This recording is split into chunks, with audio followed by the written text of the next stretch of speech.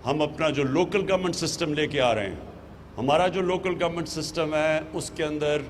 شہروں کو ہم سٹی گورنمنٹس لے کے آ رہے ہیں، اور پہلی دفعہ پاکستان کی تاریخ میں جو سٹی گورنمنٹ بنے گی وہ ڈائریکٹ الیکشن سے میئر الیکٹ ہوگا۔ یہ جس طرح کے لنڈن میئر ہوتا ہے، جس طرح کے پیرس میں ہوتا ہے، جس طرح نیو یارک کا میئر ہوتا ہے، اسی طرح ایک ماڈرن میٹروپولیٹن سٹی کا ایک سیٹ اپ لے کے آ رہے ہیں، کیونکہ یہ جو آپ کے مسئلے ہیں میونسپل مسئلے، سڑکیں، گندگی، یہ تب تک نہیں حل ہوں گی جب تک ایک ماڈرن ایک میٹروپولیٹن سٹی کی لوکل گورنمنٹ آپ کی نہیں بنے گی۔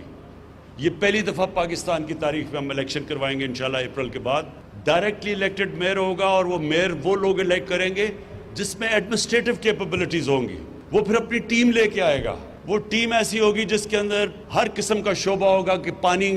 سیالکوٹ کا کیسے مینیج کرنا ہے اگلے 15-20 سال تک، اس کی سیوریج سسٹم کیسے ٹھیک کرنی ہے، سارا کچھ ایک سٹی گورنمنٹ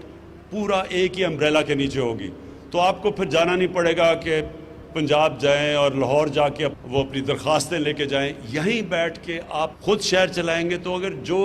اپنے ایئرپورٹ بنا سکتے ہیں، جو اپنی ایئر لائن بنا سکتے ہیں، سڑکیں ابھی بنا سکتے ہیں، تو اس سسٹم میں آپ کو پوری طرح موقع ملے گا سیالکوٹ کو ایک ماڈرن سٹی بنانے کے لیے۔